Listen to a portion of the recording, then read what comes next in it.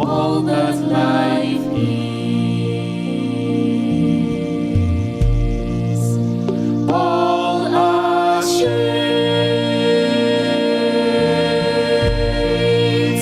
of what God is. All are rays of the one light. We are all divine sparks of the one life that God is.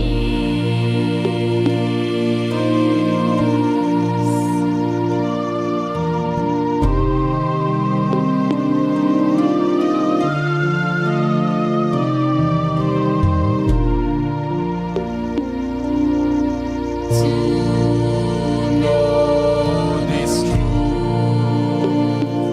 and to know this happiness, just see the good and the divine that you are.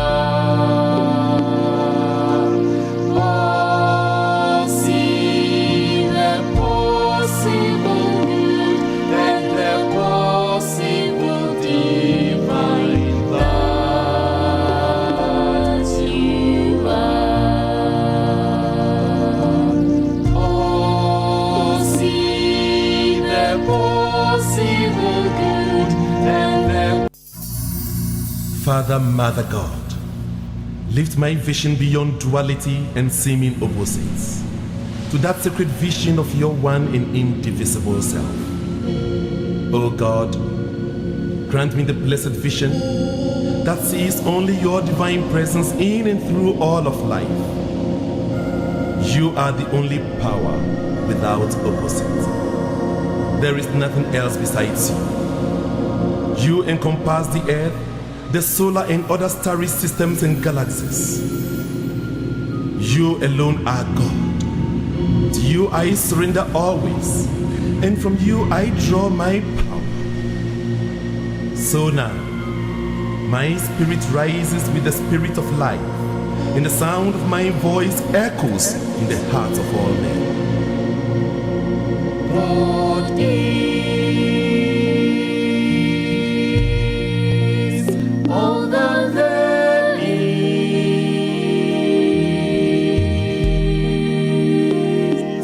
God is all that life is. All are shades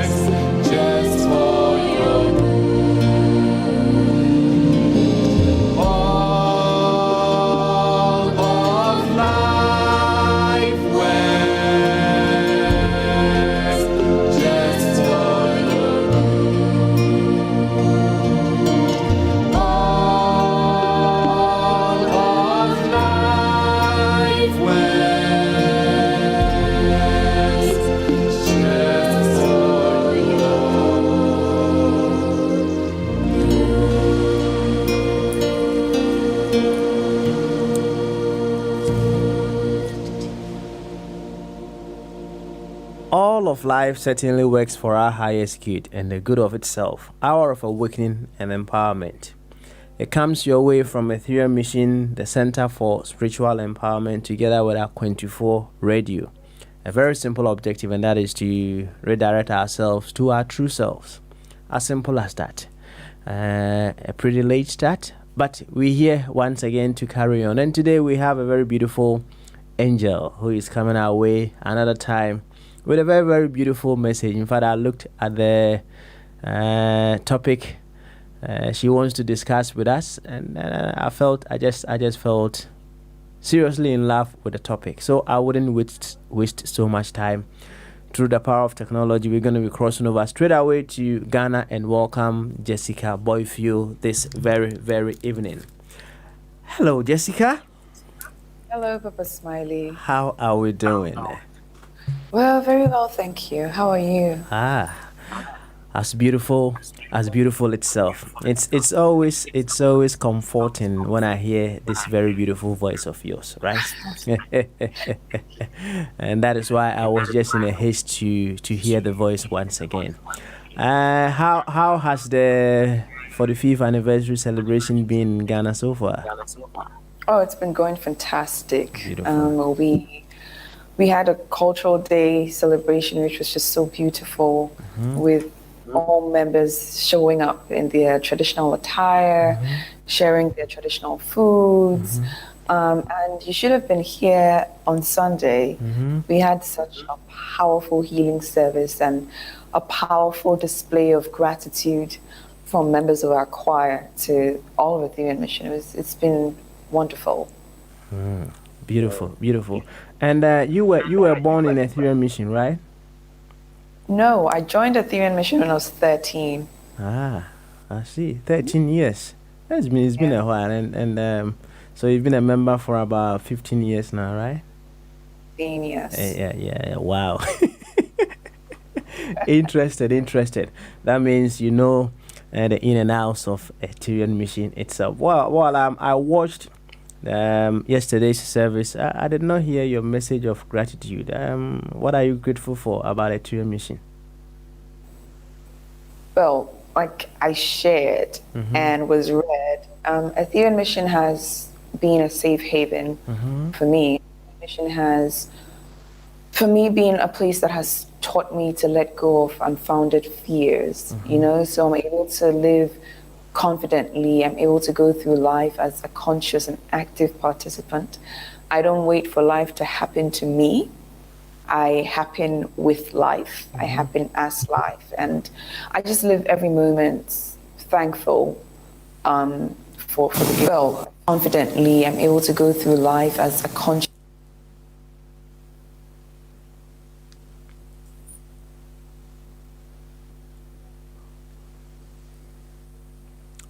Wow.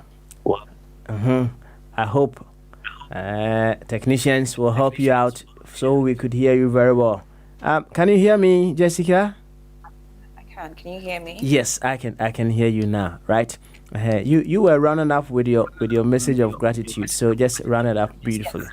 I was saying that I'm grateful to Ethereum Mission for being a safe haven and a place that has taught me to let go of unfounded fears.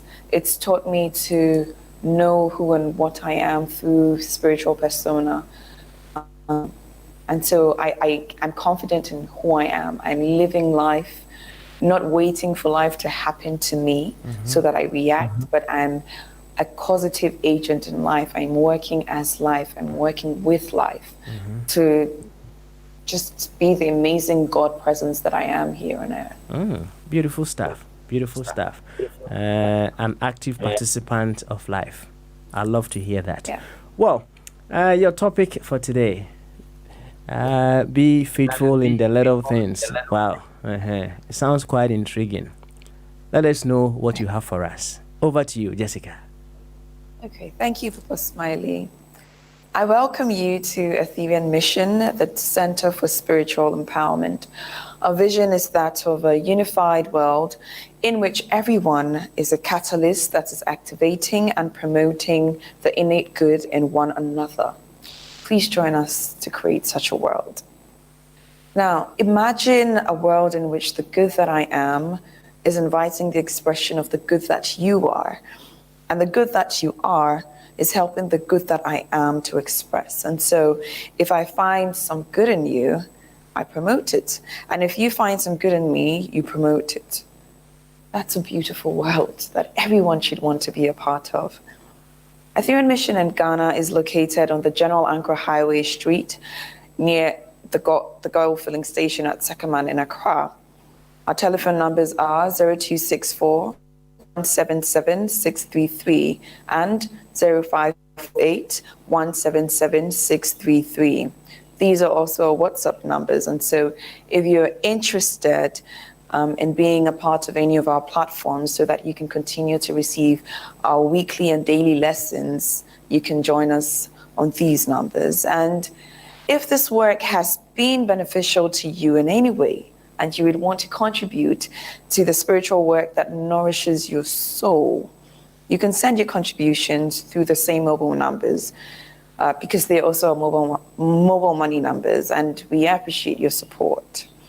In Ghana, we have a Takrady branch that's located on the Davis Street in the Anaje Estate, and the telephone number is 0561 166 330. And if you're in Kumasi, you're welcome to fellowship with us at the Durbar Court Hotel behind the Dr. Bedu in Adiambra, Kumasi.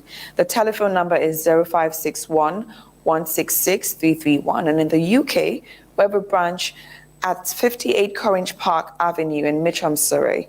The postcode is CR42DG. And our phone number is 0208 646 129. God bless you. And so our topic for today is be faithful in the little things. And I was reading a passage in the Bible, and this is what inspired the topic. And I'm just going to read out a part of it to you. It's Luke 16, verse 10 to 12, and it reads, "He that is faithful in that which is least is faithful also in much. And he that is unjust in the least is unjust also in much. If therefore you have not been faithful in the unrighteous mammon, who will commit to you, to your trust, the true riches? And if you have not been faithful in that which is another man's, who shall give you that which is your own?" And then I found that there was a similar passage in the book of Matthew, chapter 25, verse 27. And that simply reads, "Well done, good and faithful servant. You have been faithful with a few things. I will put you in charge of many things. Come and have your master's happiness." These two passages quickly point out that it's very obvious that although as human beings, we're always aspiring for the grandest things in life, and we always want to have the biggest, the best, the baddest things in life. And we all want to leave a mark on this world. We want to be remembered. We want to build a big career. We want to become famous. We want to travel the world, and all of the huge things that you can think about. We are so super focused on going big or going home that we put so much pressure on us to constantly only look out for the bigger, to only look to have the bigger things, to only look to do more. And we beat ourselves to the pulp when we feel like other people are way ahead of us in getting these bigger things. We forget to realize and to remember that the big and grand things are made up of the little things. We forget to realize and remember that the small things come before the big things come. And so we are always in a haste. We always want to overlook the small things. We are people that hate small beginnings. You know, everybody's looking to, it's almost like we're standing at the bottom of the mountain and all we want to do is to jump from the ground up. And we all know that that's almost impossible, right? You need to take those little steps to be able to get to the top of the mountain. We forget that life consists of the small things. Life is made up of small, little things. And I'm going to give you a few examples. Every day, when you look at the day, it looks like such a huge thing. You wake up in the morning and you think, oh my God, I have to go to work. There's so many hours ahead of me. And it looks so huge, right?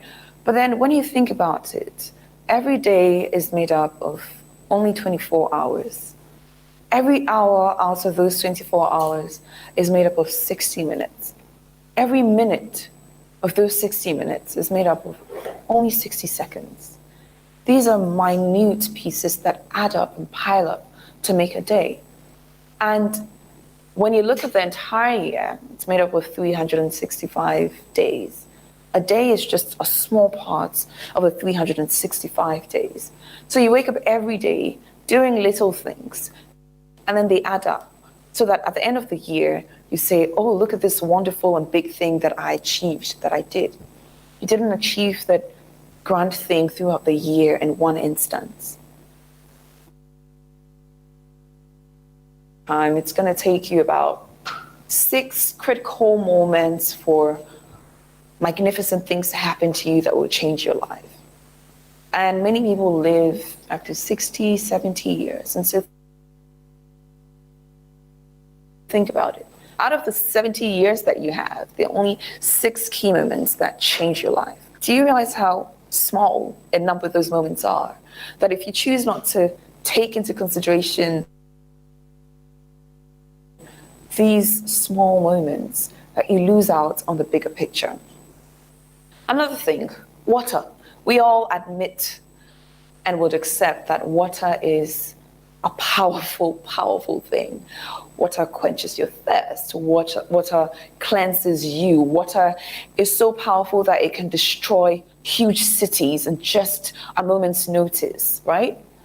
But when you look at water, you realize that it's made up of small atoms of hydrogen and oxygen. The small things build up to make the grand thing that water is. When you move your arm, a lot of the time we don't really think that it takes a lot, but then when you look at your whole arm and you move it, you've done a big thing. But then that big thing that you've done was informed by very, very small nerve impulses in your body, that if you don't pay attention to it, you wouldn't see the essence of them.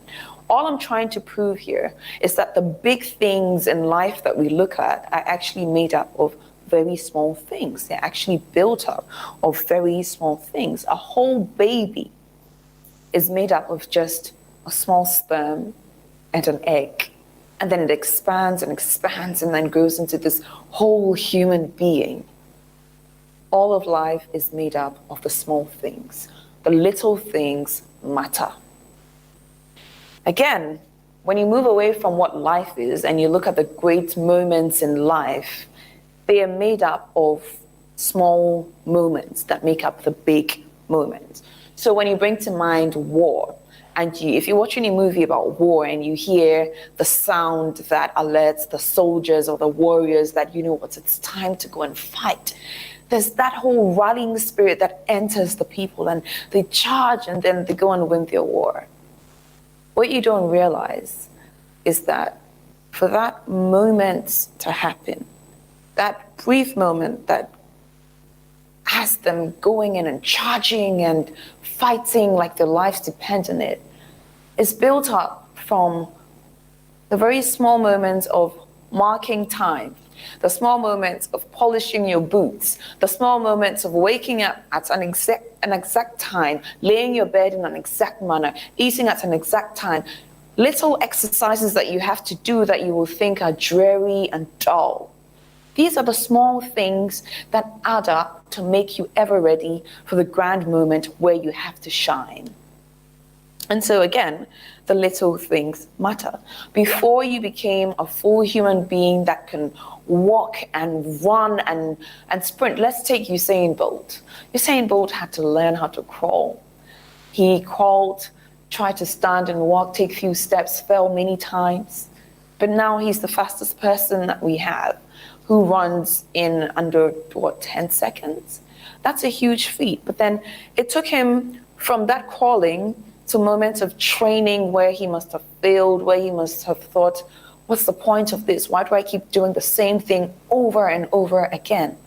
But it is in remaining faithful to those small things that he has mastered the art of running.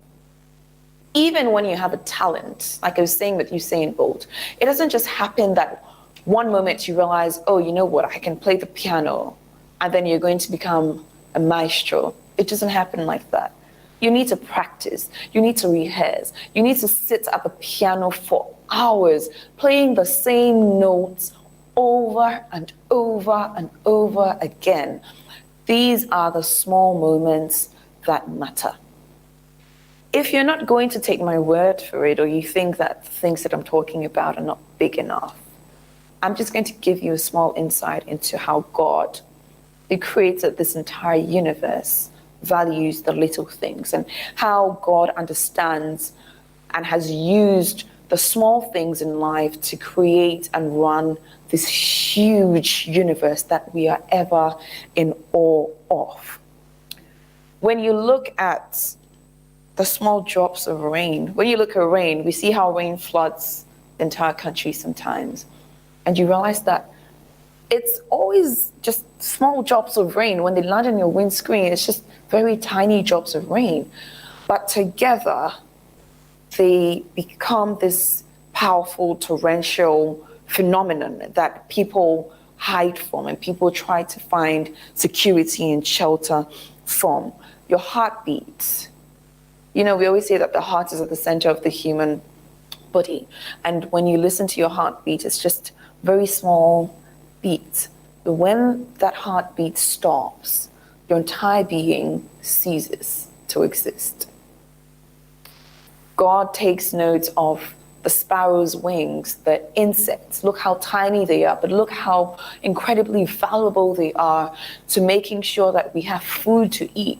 Because these are insects that pollinate and make sure that fruits and whatever plants are growing, the flowers are growing in their numbers, that we have things to eat from, we have things to beautify our world.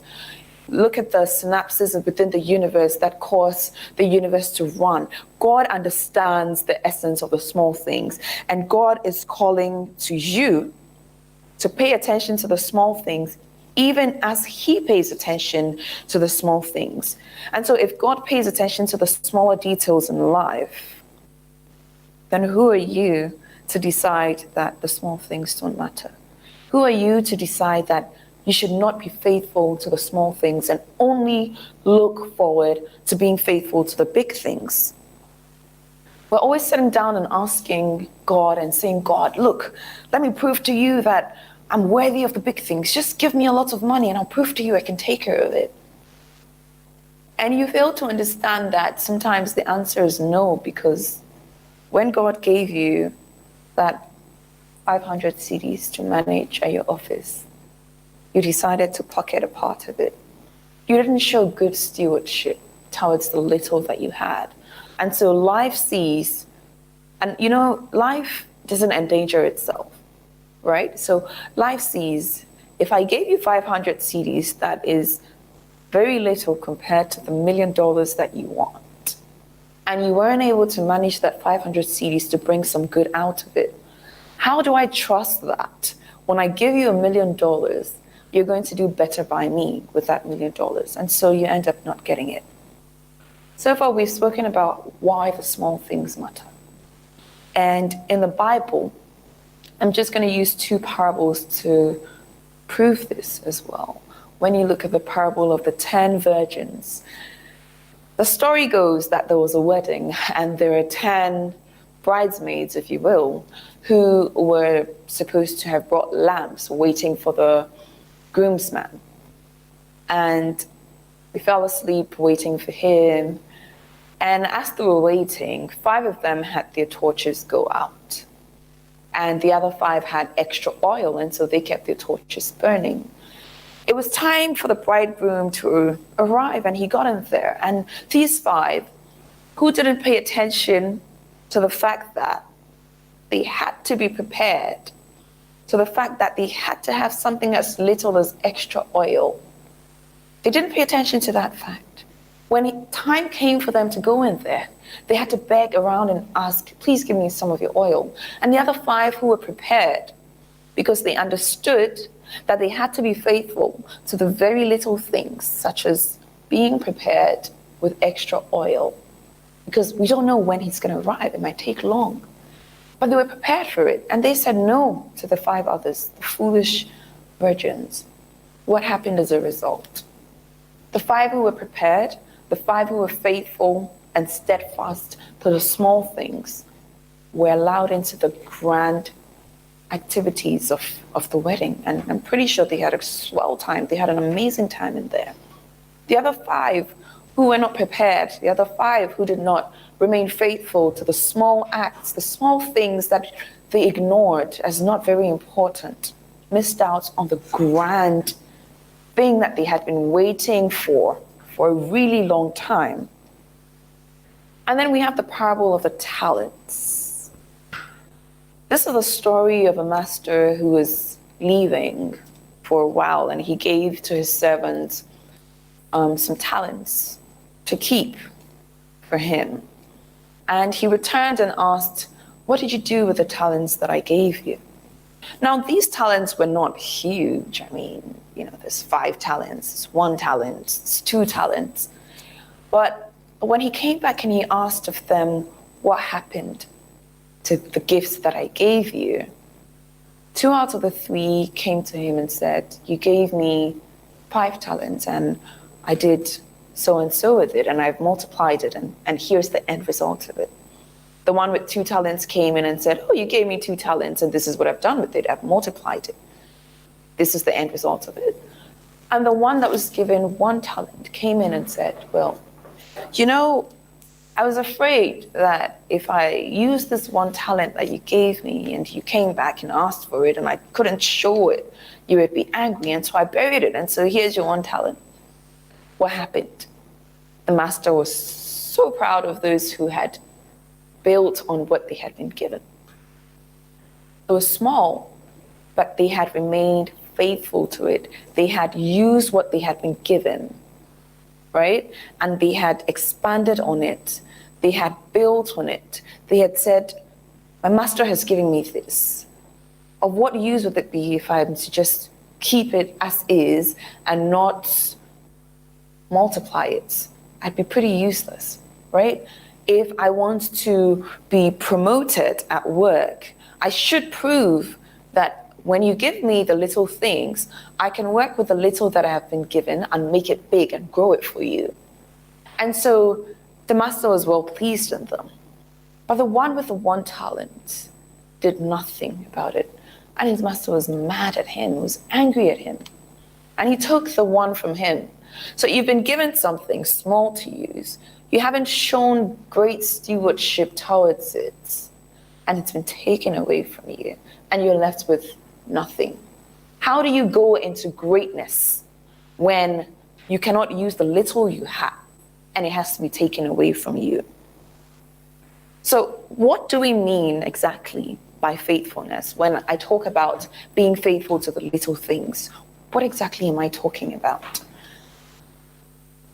Faithfulness means remaining unfailingly loyal to something, to someone, to a cause, and putting that loyal into constant practice, regardless of the trials, regardless of the temptations that come your way.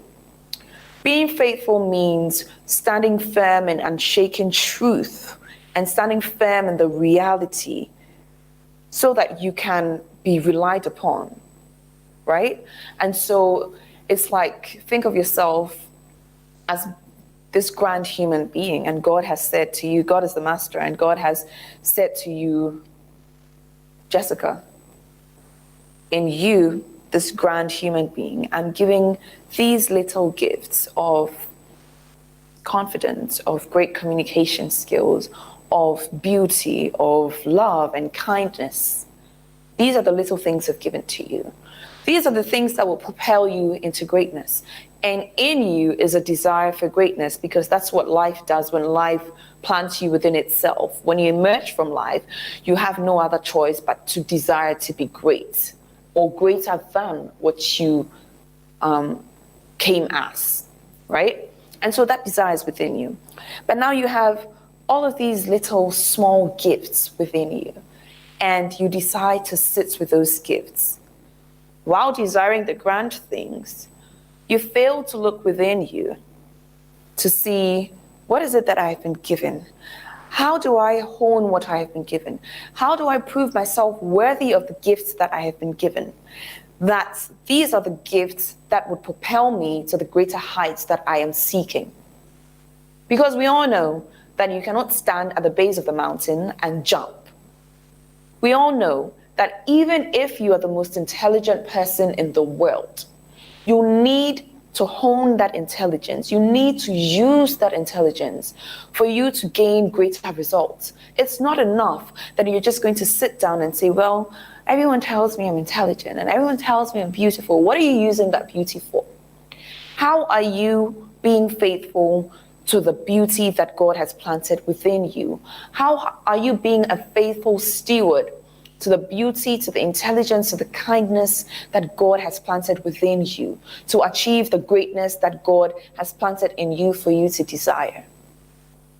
This is what faithfulness is. It's very, very simple. It's not a huge thing at all. Faithfulness, you show faithfulness when you wake up every morning and you say, today I'm putting my best foot forward. That's you being faithful to the small gifts that you've been given, right? Faithfulness is not sitting down and daydreaming about what could be and doing nothing about what could be, because you can sit down and daydream for hours on end.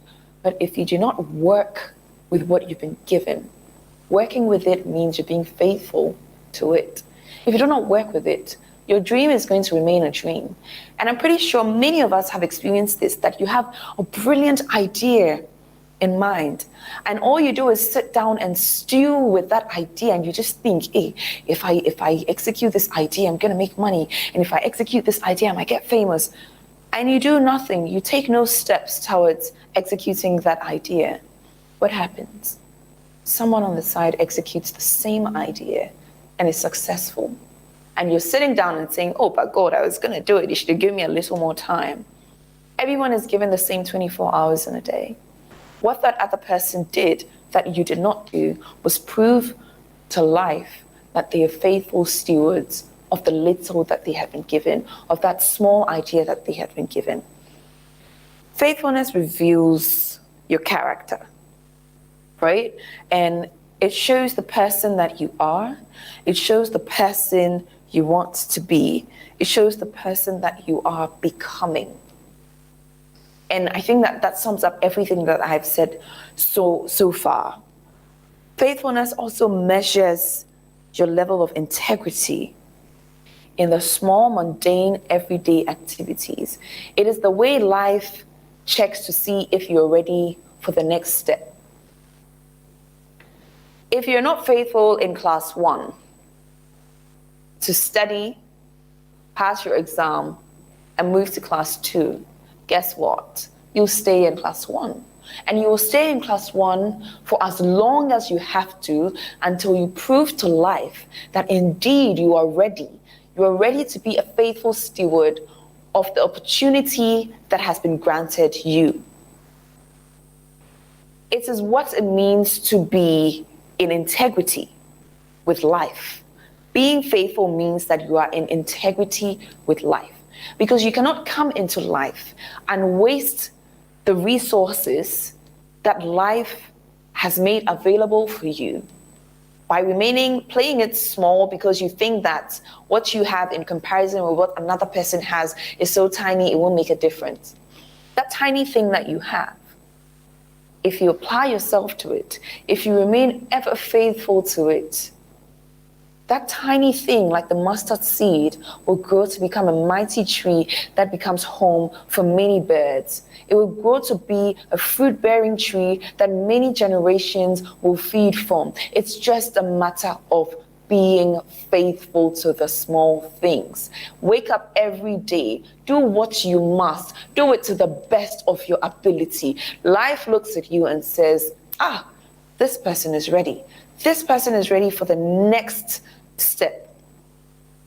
It is when you use the grace that you tap into life, right, from life, and apply it to the little things, when it gets to the grand things, and you feel like, look, I can't do this by myself, that is when the grand grace of swoops in and carries you along. But when you don't prove yourself worthy by being faithful, forget it. And you know what?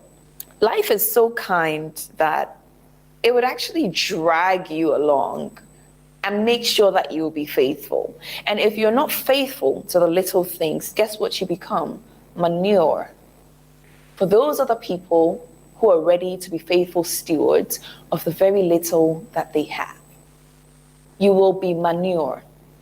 And you're making use of what you are. I mean, you didn't come out to make the best use of what you are, but life has use for those who are unwilling to apply themselves, who are unwilling to be faithful stewards. You just become manure for other people who are ready to act in life. And so, how can you be faithful to the little things? Number one, use what God has given you. When you use what you've been given, it's a form of showing gratitude. It's a form of saying thank you to life for believing in you so much that it chose you to be the person that has the gift it has given you. What happens when you show gratitude? You get more of it. There's a saying that to whom much is given, much more is expected. It's not going to be easy because you've been giving a lot. You're not going to find it easy. When you do something and you do it well, what happens? You get even more responsibilities. And when you get the responsibilities and you grumble about the responsibilities, it just shows you're not ready for the next step, right?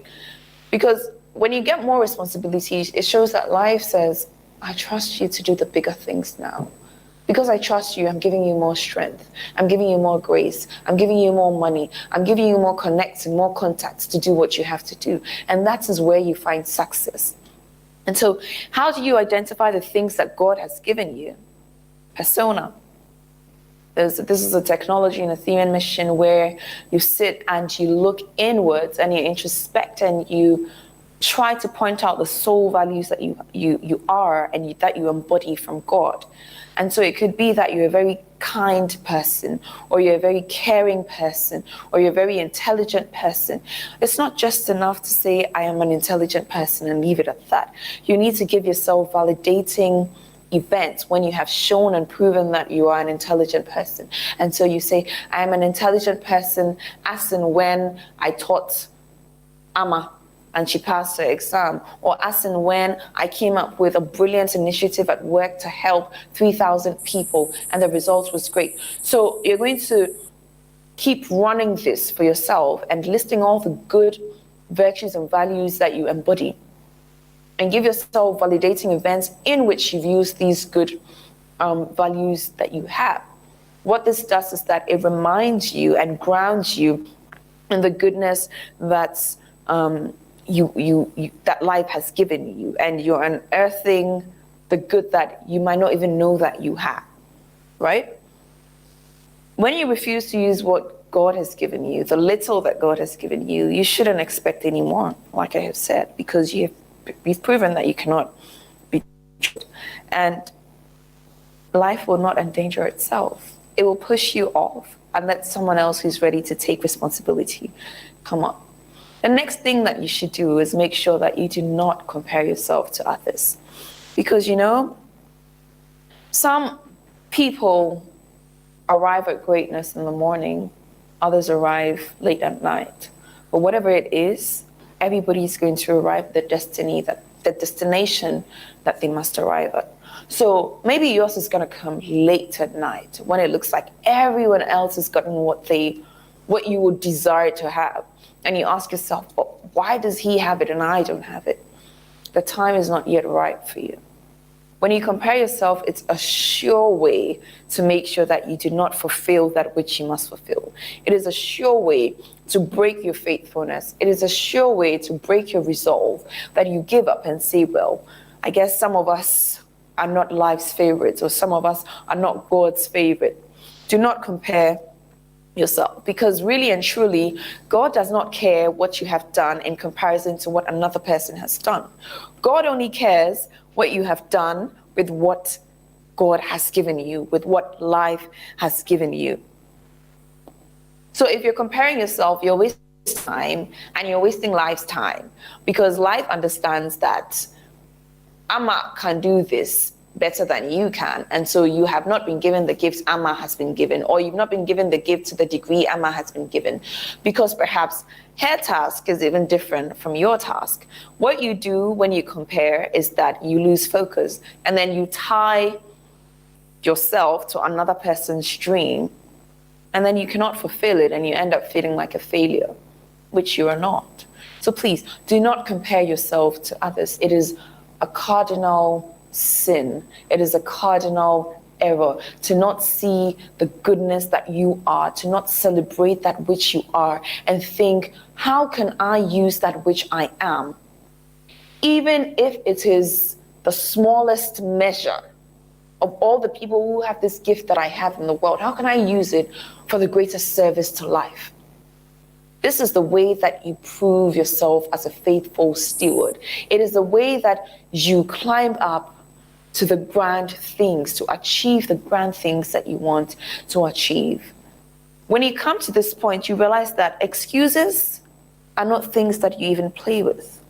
And really, no one should be giving themselves excuses, because when you give excuses, life says yes to your excuses.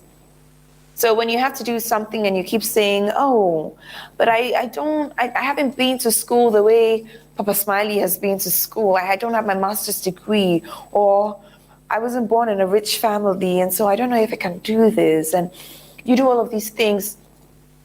All you're doing is telling life, Charlie, I'm afraid, and I don't think I can do it. And life is eventually going to say, yeah, you know what, you're right, you can't do it. But the funny thing is that you've been equipped for your task. You have everything that you need to have to be able to achieve what you want to achieve and what you must achieve for life to expand and evolve. To give excuses, you're insulting life. When you give excuses, you're stopping yourself. And you're saying, I am no longer interested. I know that I'm paying lip service and saying, I want the great, grand things in life. But I'm giving excuses even for the smallest things that I have to do. And what you're doing is stopping yourself and saying, I do not deserve the grand things. I cannot take care of the grand things when they're given to me. So if every morning you're at home and you have to wake up 3 a.m., and this is to my fellow mystics, 3 a.m., you need to pray at 3 a.m., right? And you just wake up in the morning and you say, well, I just need 5 more minutes, 10 more minutes of sleep, 15 more minutes of sleep. And you're not faithful and dedicated to the practice that you have committed to for the evolution of life and for the evolution of your life. Then really you're calling yourself a big joke. There's no way you're going to attain that mastery that you think you deserve to attain. And what's the point when you've gone through all of these initiations and you've applied yourself and you get to a point where you just need to push a little more? You need to just be a little more faithful, and then you have an excuse and stop yourself. What does that do to serve you or to serve life? So no excuses. The next thing that you need to do is to be like the sun. And the sun is one of my favorite things because the sun is ever so consistent with what it must do. The sun has basic things to do. 1, rise every morning. Let's see that you have risen. 2, shine. right? And when you think about it, it seems so basic. Very little. This is all the sun has to do. Rise and shine. And the sun could say, look, I'm a huge ball of fire. If anyone gets close to me, they would get burnt. Why must I be the one that's just rising and shining? That looks like it's mundane stuff for me to do. But the sun doesn't care that those things that it's supposed to do seem small. It consistently rises, consistently shines. Whether it rains, it shines. Whether there are many clouds in its way, it shines. Whatever you do, the sun is going to shine, because that's its only business, to keep shining to the best of its ability without fail. And what do we see happen? Because the sun does the small things and is faithful to the small things that it's supposed to do, we have people who worship the sun. Can you imagine what it means for people to see you and say, oh Lord, just because you are so faithful in what you do, and you are so much in integrity with life, doing that which you must, and you're such a good steward to life. Because in the sun's rising and shining, what happens? All of life doesn't die, because we have the warmth of the sun to keep us from freezing to death. We have the plants feeding from the sun and using the sun to generate their own food. We have planets that navigate themselves around the sun. I mean, come on. Just by doing the little minute things that we see the sun doing, look at the grandness of its impact. People worship the sun. People see the sun and say, there goes something that is worthy of my dedication, worthy of my time. I choose to be like the sun. So be like the sun, that others look at you, life looks at you and says, yes, there is a faithful steward. There is someone that people can look up to and say, I must be like this person. I must be upright in integrity to life and be as faithful a steward as this person is. Can you imagine the impacts that you would have if only you were faithful to the little things that you're supposed to do? So be like the sun. And the final thing that you have to do, really, the easiest thing you can do, and I know it seems so difficult sometimes, because sometimes all you want to do is to curl up in your bed and say, I give up. I can't do this anymore. I refuse to do it anymore. But I urge you, just take that small step of faith. Take that small step of faith. Be faithful in moving an inch, because you know, when you take that small step, it shortens your distance to greatness. A journey of 1,000 miles starts with one step. That one step is the faithfulness that you need to propel you onto your greatness. That small step that you take builds up your strength. You must take and treat the little lowly duties with as much reverence as you do the big dreams that you have. When you treat the small things like the big things, then we know that you're on your way to greatness. And when you do all of the things that I've spoken about, what happens as a result? Faithfulness in the small things prepares you and opens up the way to higher service. Every power is strengthened by exercise. I'll take that again. Every power is strengthened by exercise. And so if you are a great public speaker and you continuously practice how to speak in front of people so you're not nervous, and you go out and you put yourself out there, and you just put yourself out there and you speak every time, you realize that you become better at it, so much so that it becomes second nature to you. If your skill or your ability is healing, of what use is your healing if you're just going to keep it and you won't be faithful? Faithfulness means practicing it, using it.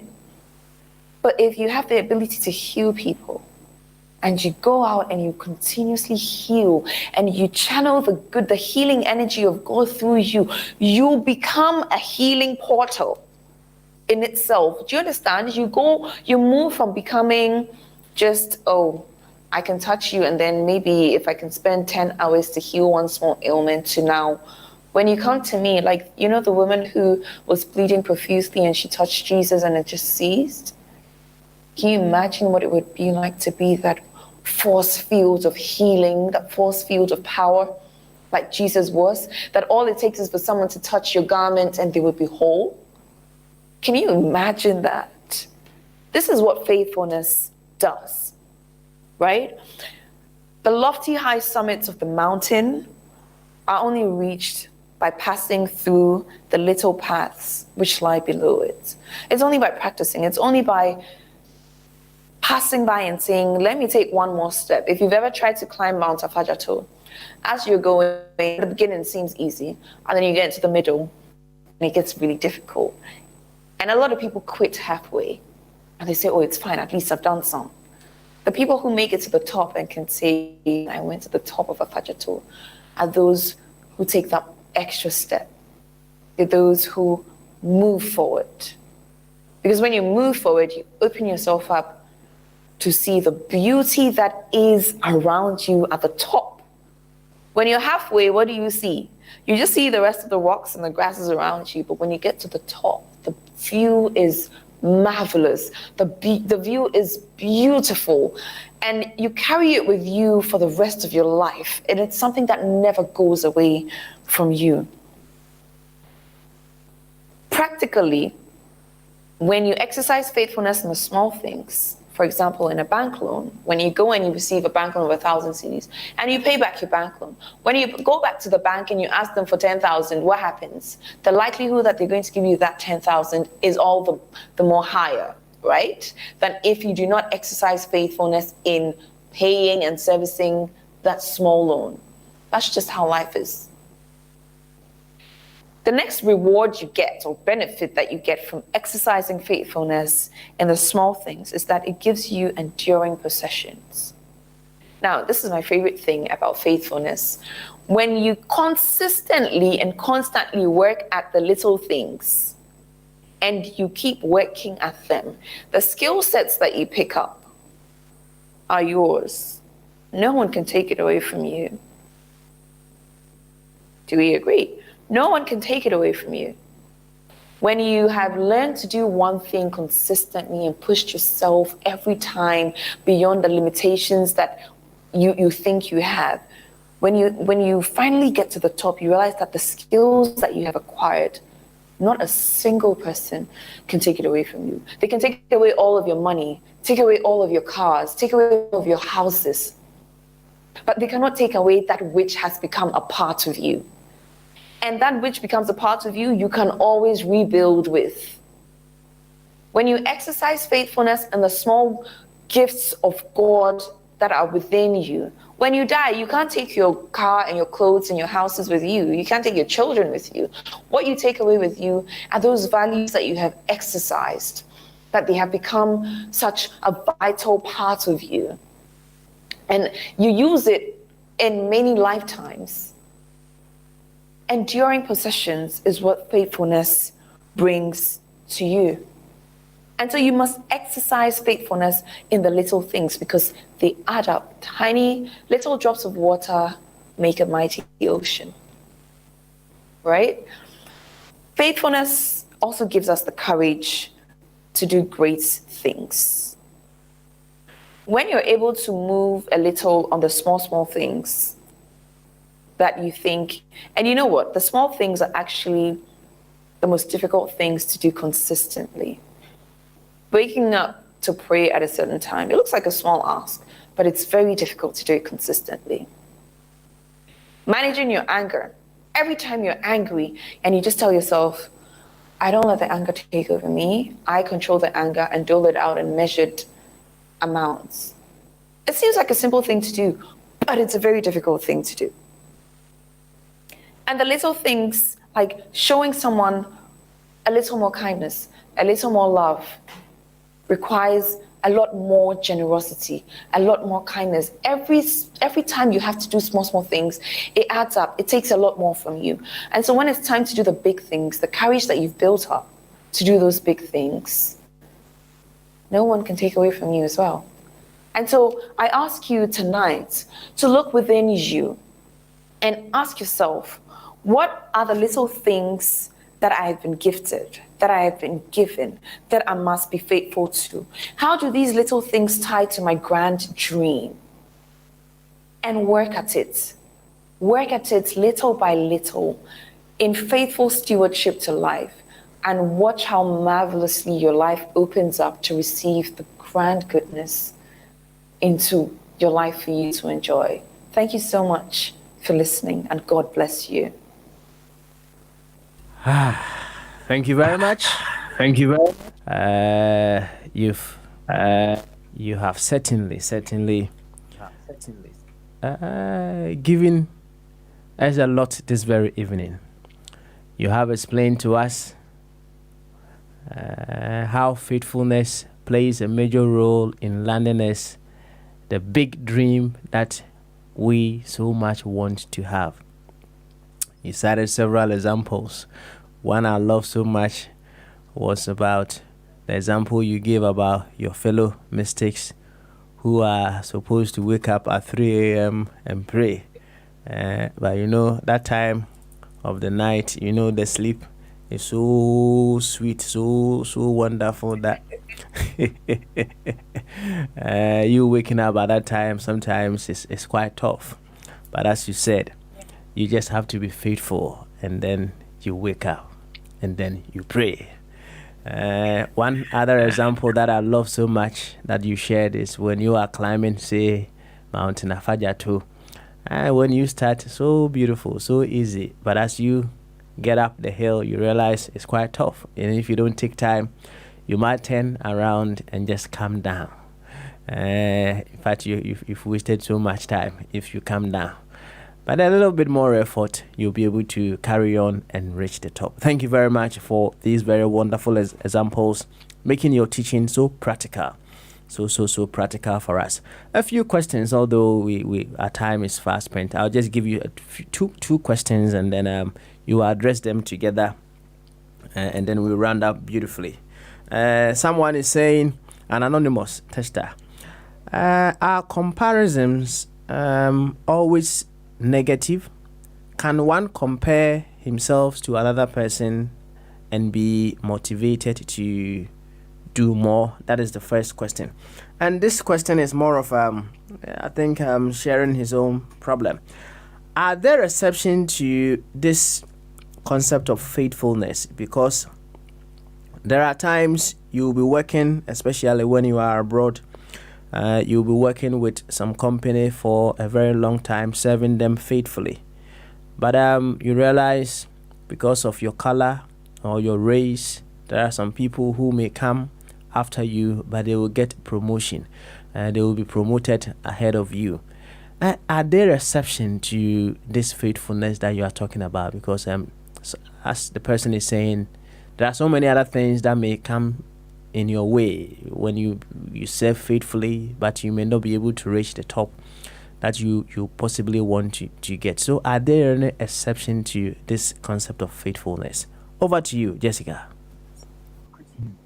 Okay, so let me take the first one, where you're asking if comparison is always wrong. If you're comparing yourself to someone, the first thing that you need to ask yourself is, are you the same on every level? Because to me, that's what comparison is about, right? That if you're comparing, you don't compare apples to oranges, you compare apples to apples. So knowing that you're different people with different skill sets, perhaps you work in the same office or in the same industry, and so you're saying this person's got a master's degree, I've got the same, and all of that stuff. Are you comparing yourself based on your individual strengths, or are you comparing, if you're saying that you're looking at them for motivation, then what you're doing is not comparing yourself. What you're doing is seeing that person as a standard that you aspire to. You're not looking to become that person. When you compare yourself to another person, you're literally attempting to fit into the mold of that other person. And that's never going to happen. You're always going to fall short at some point. Same way, you're always going to have strengths that the other person wouldn't have. And so, in my opinion, we've all heard this: comparison is a thief of joy. Why compare yourself when you can just look at another, admit and acknowledge that, oh, this person is doing such great work.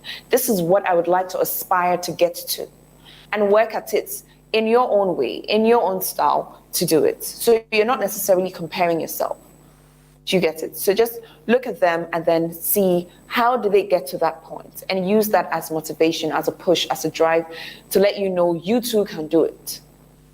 So the second question of whether there are exceptions to faithfulness, you do the very best that you can do. But you also have to be, if we're being very realistic in this life, you need to know when to say, I have done my very best in this place. I've acquired all of the skill sets and all the things that I have told you that no one else can take away from you.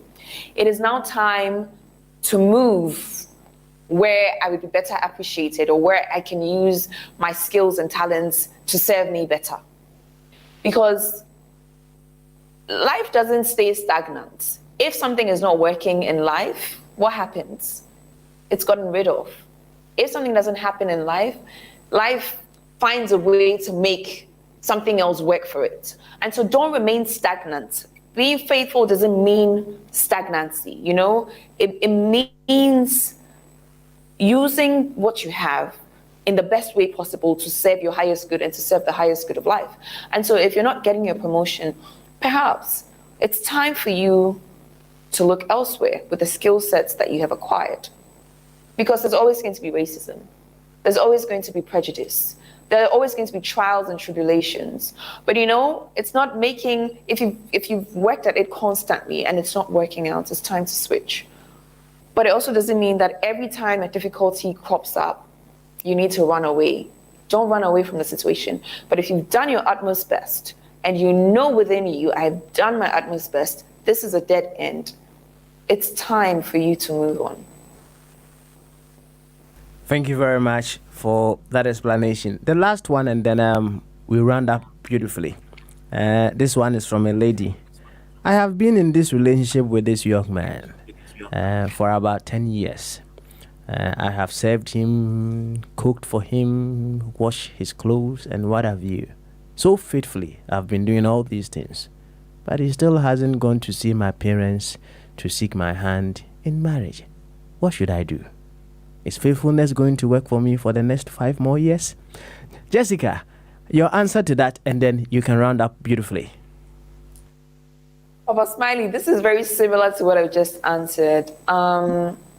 Look, if something is not working and you're not getting the desired results, it's quite obvious. If for 10 years you've been in a relationship and you've discussed marriage and all of that, and you're doing all that you think you must do to get him to say yes, to come see your parents, and it's not happening, he's just not, I think that this is a very blatant way of he telling you that he's just not ready to do it. And so if this is what you genuinely want, personally, I wouldn't advise that. And I don't know all of the circumstances surrounding this relationship. And so based on the very limited information that I have received here, doing the same thing for the next 5 years, like Einstein said, doing the same thing over and over again and expecting a different result is madness. You know, so 5 years of the same thing most likely won't get you what you want. All right. So you do with that information. So you tell her to move on and find another one, right? I'm telling her to remain faithful to who she is and what she knows she deserves. Okay. As a unit. Yes. All right then. Thank you very much for that. And then your final words, and then you can round up beautifully. Final words, just remain faithful to serve life. Be faithful in all of your dealings and all that you do, in the small things. Sometimes it's the smallest things that give people the greatest gifts. And so even if it looks like what you're doing is not being appreciated, keep at it. Keep at it. And there's always light at the end of the tunnel. Your greatness is waiting for you. So be faithful. And so Ethereum Mission, like I've said, is the Center for Spiritual Empowerment, and we have the vision of a unified in which everyone is a catalyst that is activating and promoting the innate good in one another. It's as simple as seeing the good in one person and pushing that good to come out more, and the other person seeing the good in you and pushing that good to come out more. If we live in a world in which everybody does this, it's going to be a truly beautiful world that is rid of competition and a sense of lack and scarcity. Let's try and build this beautiful, wonderful world that Ethereum Mission is looking to build. And we are located on the General Anchor Highway, next to the Goyle filling station at Sakaman in Accra. And our telephone numbers 0264 177 633 and 0548 177 633. These are also our WhatsApp numbers. And if you're interested in being on these platforms so that you can receive our daily and weekly lessons, please let us know and we'll add you on there. And if you would like to support this work that's been immensely beneficial to you spiritually, you can send some contributions on these same numbers, because these are our mobile money numbers, and we truly, truly appreciate your support. In Ghana, we also have a Takoradi branch that's located on the Davis Street in the Anaje Estates, and the telephone number is 0561 166 330. In Kumasi, we're located at the Deba Court Hotel behind Dr. Bedu in Adiambra in Kumasi, and the telephone number is 0561 166 331.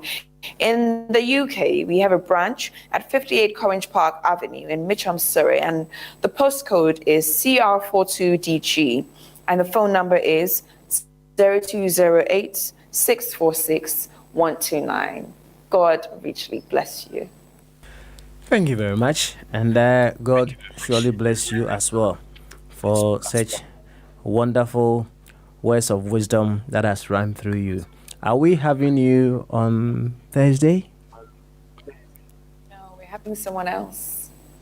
Another powerful speaker. Another powerful speaker, It's right? coming up. Okay, all right then. I know all of you guys are so powerful, so whichever way it goes, we will wait. Thanks once again, and enjoy your evening. Bye-bye. You too, Papa.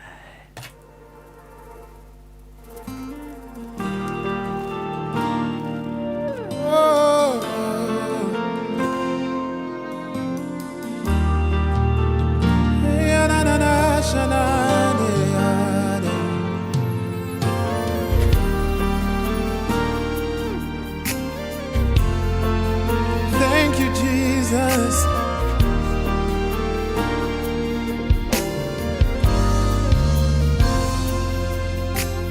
Hallelujah. You are who you are, yesterday, today, and forevermore. What you say is what you do. You never fail, you never change. You are faithful till the end. Faithful God, I worship you. I worship you.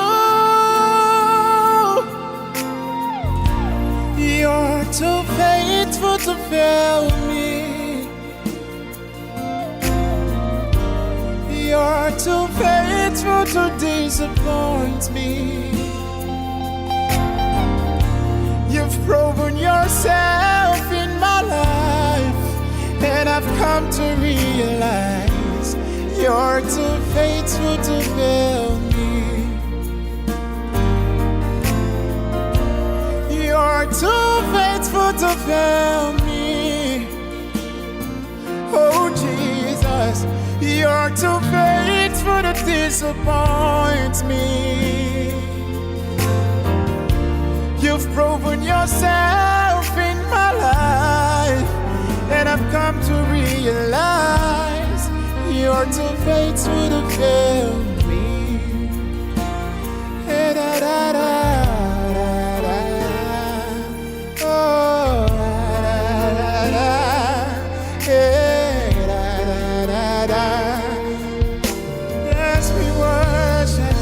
You are God. You are who you are. Yesterday, Today, today and forever. what you say, Lord. What you say is what you do.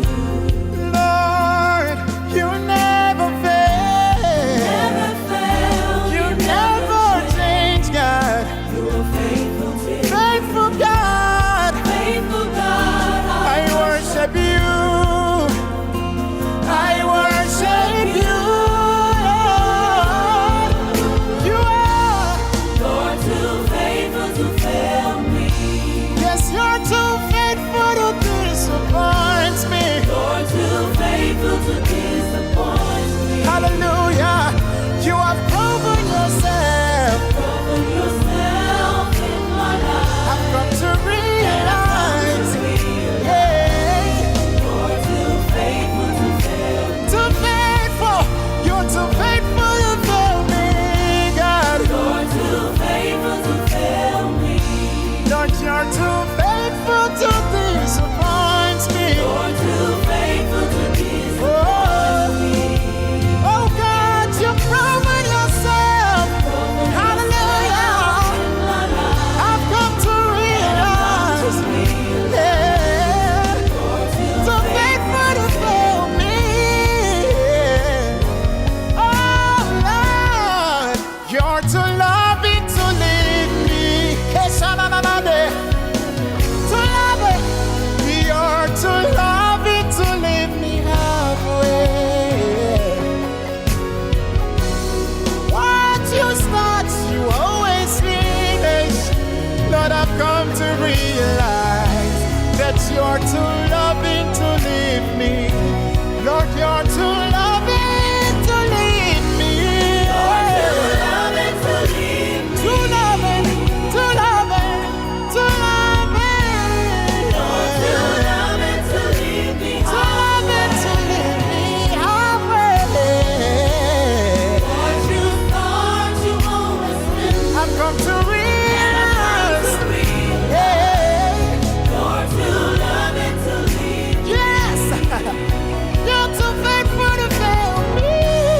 You're too faithful to fail me. You are Lord, you are Lord, you are Lord. Too faithful to disappoint me. Oh Jesus, you've proven yourself. Open yourself in my life. I've come to realize, To realize hey, you're too faithful. faithful to fail. You are too committed to leave me. Oh Jesus, you are too consistent.